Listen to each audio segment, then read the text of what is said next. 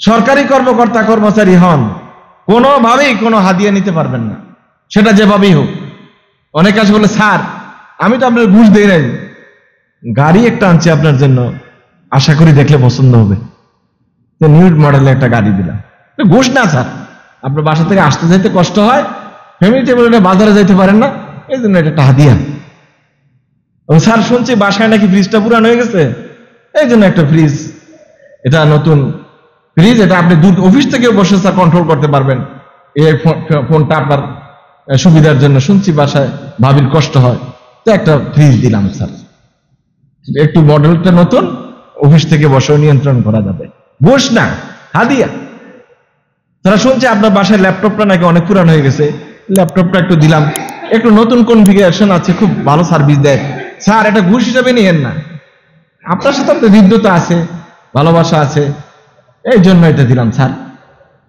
এইসব ভাষা যাই ব্যবহার করেন, এটার পিছনে হইল রিশওয়া, ঘুষ।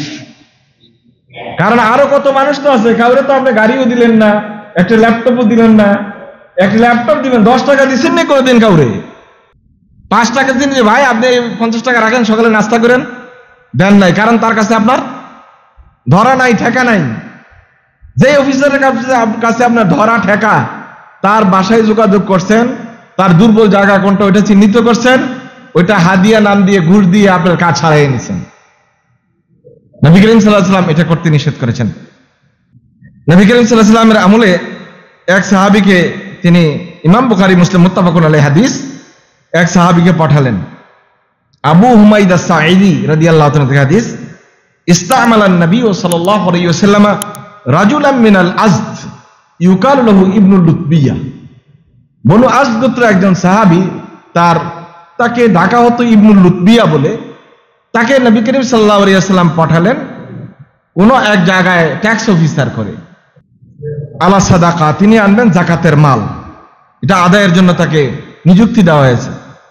যখন বাড়ি ফিরে আসলেন জাকাতের মাল নিয়ে, ট্যাক্সের কাজ শেষ করে, তো এসে বললেন, হাযা লাকুম ওয়া হাযা উহদিয়ালি, এখানে 2 পোটলা 2টা মাল আছে, সম্পদ আছে, এইগুলি হলো সরকারি মাল, মানুষ থেকে জাকাত আদায় করছে, এগুলি সরকারের, আর এগুলি মানুষ আমাকে হাদিয়া দিচ্ছে, মানুষ আমাকে হাদিয়া দিচ্ছে, এই সম্পদগুলি আমার, মানুষ আমাকে হাদিয়া দিচ্ছে, এইগুলি কিন্তু সরকারি, এগুলি হলো দরকারি। এভাবে বুঝিয়ে দিলেন মাল সম্পদ।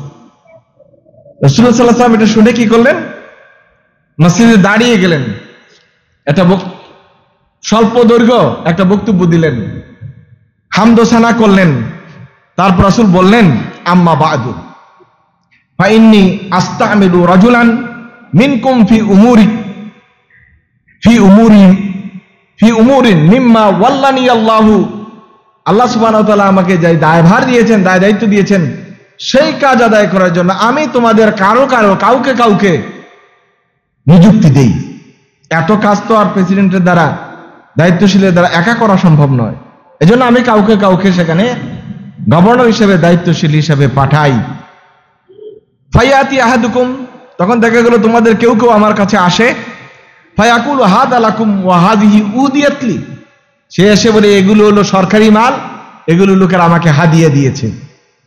মানে ইবনুল লুতবিয়া যা বললো, নবী করিম সাল্লাল্লাহু আলাইহি ওয়াসাল্লাম তা খুতবায় বললেন।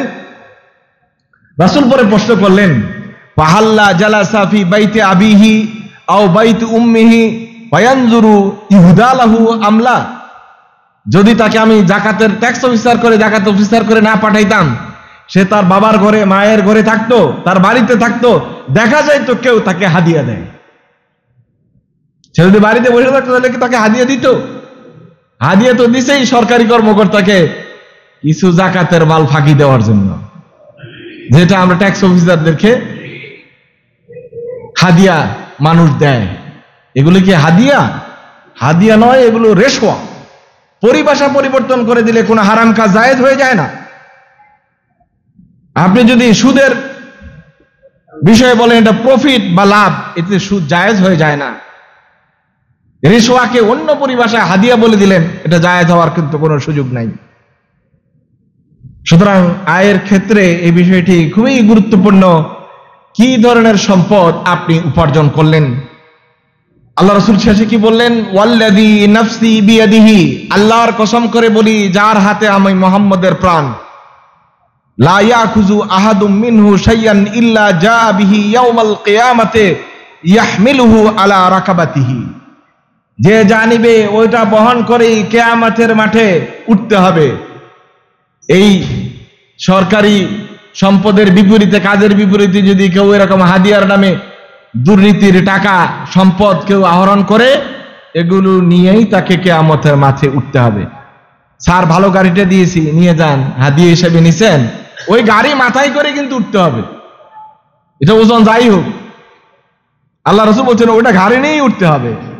এবং আল্লাহ রাসূল বললেন, ইন কানা বাঈরান লাহু রুগাউন আও বাকারান লাহু খুয়ারুন আও শাতুন তাআরু, এমন হইবে কি, গরু নিছেন, গরু হাম্বা হাম্বা করে ডাকতেছে, ওট নিছেন, ওট ডাকতেছে, ওই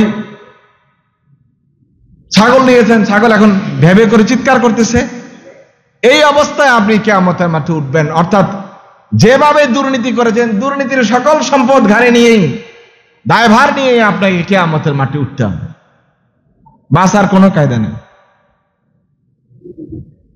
সুম্মা রুফিয়া ইয়াদাইহি হাত্তা রাআইনাহু উফরাতা ইবতাইহি, অতঃপর আল্লাহ রাসূল সাল্লাল্লাহু আলাইহি ওয়াসাল্লাম এই বক্তব্য দেওয়ার পর এত উঁচু করে হাত দুটো উপরের দিকে উঠালেন, আমরা নবী করিম সাল্লাল্লাহু আলাইহি ওয়াসাল্লামের বগলের শুভ্র অংশ দেখতে পেয়েছিলাম। সুম্মা কাল, অতঃপর আল্লাহ রাসূল বললেন, আল্লাহুম্মা হাল বাল্লাগতু, আল্লাহুম্মা হাল বাল্লাগতু, হে আল্লাহ আমি কি আমার কথাগুলো মানুষদের কাছে পৌঁছে দিয়েছি? আল্লাহ রাসূল সাল্লাল্লাহু আলাইহি ওয়াসাল্লাম এভাবে হাত তুলে আল্লাহ তাআলার কাছে বললেন। সুতরাং বিষয়টি সহিহ বুখারী এবং মুসলিমে হাদিসটি এসেছে, বিষয়টি খুবই গুরুত্বপূর্ণ। যারা হাদিয়ার নামে রিশওয়া, ঘুষ গ্রহণ করেন, যে কোনো জিনিস যে কোনো মাধ্যমে, এটা তার জন্য সম্পূর্ণ হারাম। সরকারি বিধিতেও কিন্তু লেখা আছে একজন সরকারি কর্মকর্তা কি নিতে পারবেন আর কি নিতে পারবেন না। কিন্তু আমাদের দেশে এগুলো তো আগে কেউ করে না, কারণ তারা যাদের কাছে জবাবদিহি করবে হেরাই তো সবচেয়ে বড় দুর্নীতিবাজ। সরকারি কর্মকর্তারা যাদের কাছে জবাবদিহি করবে, যাদের এসিআর লিখবে যারা, তারা তার চেয়ে বড় দুর্নীতিবাদ। সুতরাং তারা নৈতিক ভিত্তি হারিয়ে যাওয়ার কারণে প্রশ্ন করার অধিকারও তাদের নাই। এই সুযোগে কিন্তু গড়ে গণহারে সব দুষ্ট হয়ে গেছে, আর এই হারাম মাল, অসৎ মাল অর্জনের প্রতিযোগিতায় লেগে গেছে। যদি দুর্নীতি ঠেকানো যেত, তাহলে একটা দেশ, একটা রাষ্ট্র স্বনির্ভর হওয়া কোনো ব্যাপারই না, কোনো বিষয়ই না, যদি দুর্নীতি আর ঘুষ এই দুটাকে নিয়ন্ত্রণ করা যায়। আল্লাহ রাসূল সাল্লাল্লাহু আলাইহি ওয়াসাল্লাম বলেন, আমি যখন কোনো জায়গায় কাউকে নিযুক্ত করি, যেমন আমাদের দেশে সরকারি কর্মকর্তাদের পোস্টিং দেওয়া হয়, ওখানে ওনারা দায়িত্বভার বুঝে নেন। সরকার যে বেতন তাকে দেয়, যে সুযোগ সুবিধা দেয়, যে বোনাস দেয়, যে ইনক্রিমেন্ট দেয়, এটা তার জন্য শতভাগ বৈধ। এর বাইরে যাই সে গ্রহণ করে, এটাই তার জন্য অবৈধ।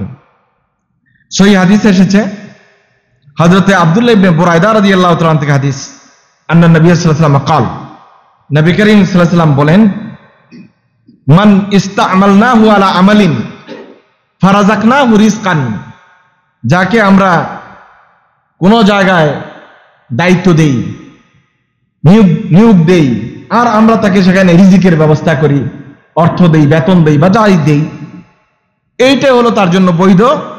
ফামা আখাযা বাদা যালিকা, এরপরে সে যা গ্রহণ করে, ফাহুয়া গালুলুন, এটা হলো হারাম। তাহলে একজন সরকারি কর্মকর্তা এসে কোনো জায়গায় কোনো ভিজিট করলে সরকার কিন্তু তাকে টিকিয়ে দেয়, যাতায়াত ভাড়া দেয়, খাবারের ব্যবস্থা করে, বেতনের উপর এটা। এখন যদি এখানে এসে তদন্তের মধ্যে আবার বলেন যে আপনার তো অনেক ঝামেলা আছে, এখন আপনার ইচ্ছা, কিছু খরচ টরচ যদি করেন রিপোর্ট একরকম হবে, আর যদি মনে করেন কিছু দিবেন না তো এটা আরেক রকম হবে। ভূমি জরিপের সময় দেখেন না, এসা খালি একজনের জমি আরেকজনের নামে উঠে দিয়ে গেছে, ওর দলিল নাই, কিছু নাই, পত্র নাই, ওর নামে উঠে দিয়ে গেছে, বিএস খতিয়ান করে ফেলছে আরেকজনের নামে, দলিল একজনের নামে, খতিয়ান আরেকজনের নামে। এটা কিভাবে হয়েছে? সব কেরামতি নাকি? কেরামতি সব? হ্যাঁ, বাপ দাদার দিনে দলিল আছে, হ্যাঁ জমি আরেকজনের কাছে যায় কিভাবে? তার মানে ও টাকা দেয় নাই, যোগাযোগ করে নাই, এমন এক পেস লাগাই দিছে, কয়বার যাবেন আর কত দিবেন এটা সে বুঝ করে গেছে। এখন তো দেখা করে নাই, আমার সাথে দেখা করে একটা মাত্র লাইন তৈরি করে দিবেন। জমিন আছে ধরেন 1 দাগে 5 শতক, সেখানে লিখে দিচ্ছে একবারে 4 শতক, 1 শতক নাই, দৌড়াইতে থাকেন, স্যান্ডেল খুঁজতে ভয় হবে, কারণ সেইটা ঠান্ডা মাথায় করছে। আপনি ওই সময় দেখা করেন নাই এবং কোনো মুসাফাও করেন নাই, দেখাও করবেন না, মুসাফাও করবেন না, একবারে 5 শতকের জায়গায় 5 শতক উঠে যাবে, এটা তো হইতেই পারে না। এই যে চরিত্র তৈরি হয়েছে, টপ টু বটম মানুষগুলো দুর্নীতিবাজ হয়ে গেছে। দুর্নীতির বিরুদ্ধে বলাটাও কিন্তু ভয়ানক, কারণ যারাই দুর্নীতিবাজ তারা কিন্তু যে কোনো সময় আপনাকে একটা চাপে ফেলায় আপনার কিন্তু অবস্থা খারাপ করে ফেলবে। এবং এমন একটা সময় গেছে যেখানে ঘুষ খায় না ওই লোক কোনো জায়গায় টিকতেই পারে না, তার মাসের মধ্যে 4-5 বার ট্রান্সফার, এখান থেকে ওখানে, ওখান থেকে ওখানে, সে কোথাও বসতেই পারে না। কারণ হলো বস ঘুষ খায় আর বসেরে সে ঘুষ দিতে পারে না, সুতরাং ওই জায়গায় থাকার তার অধিকার নাই। এইরকম করে মানুষদেরকে কষ্ট দেওয়া হয়। কারণ হলো যদি নিজে তার ঊর্ধ্বতন কর্মকর্তা দুর্নীতিবাজ হয় তো অধস্তন কর্মকর্তা তো দুর্নীতিবাজ হইতে বাধ্য।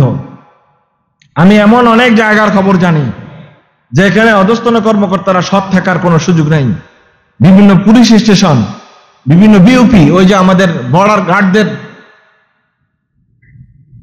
আছে ওদের মাসে একটা নির্দিষ্ট টাকা ধরা থাকে, এত টাকা বসদেরকে পৌঁছাই দিতে হবে।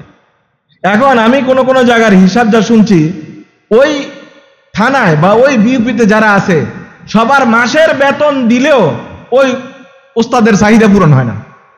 সবার মাসে 1 টাকা বেতন নিবে না, ওদের সবগুলো বেতন এক জায়গায় করেও যদি ওস্তাদকে দেয়, ওই এটা পূরণ হয় না যে পরিমাণ টার্গেট দেয়। তাহলে বেচারা কি করবে? তার তো ঘর সংসার আছে।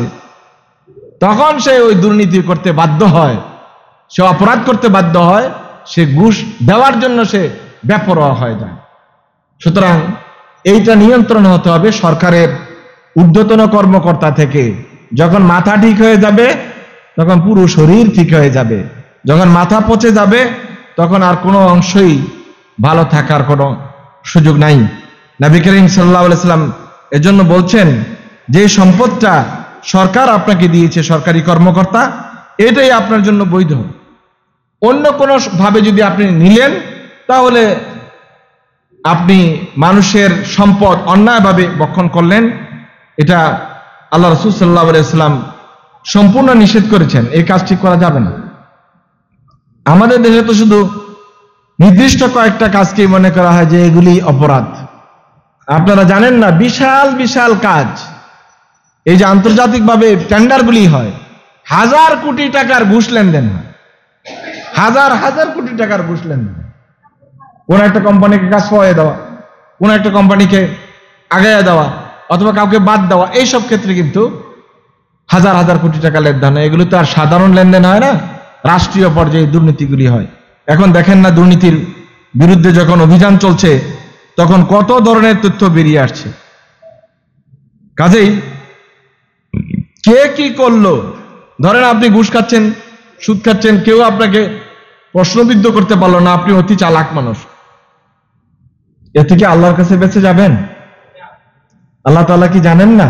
আর দেখেন না কখন কোন জায়গায় কার সাথে কি করেছেন? আপনি আপনার কথা ভাবুন। প্রত্যেকটা মানুষ ব্যক্তিগতভাবে আল্লাহর কাছে দায়ী থাকবে। সুতরাং আমি ব্যক্তি কতটুকু সৎ থাকতে পারলাম, প্রতিটা নাগরিকের এই চেষ্টা তদবির যদি থাকে, এই চেতনা যদি থাকে, আর সরকার যদি সঠিকভাবে এগুলোকে নিয়ন্ত্রণ করতে পারে, তাহলে দেশ কিন্তু এক সময় দুর্নীতিমুক্ত হয়ে যাবে ইনশাআল্লাহ।